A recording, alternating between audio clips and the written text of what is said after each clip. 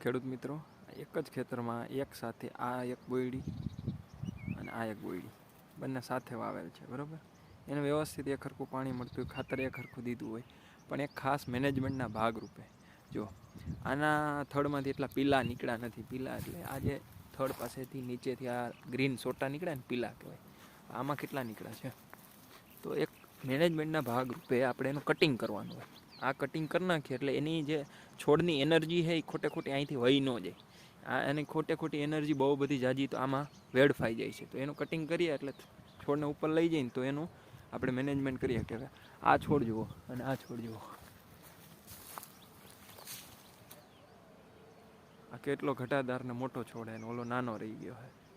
તો આવું નાનું નાનું જે ફાર્મમાં જે કરવાનું હોય એ કરી શકાય.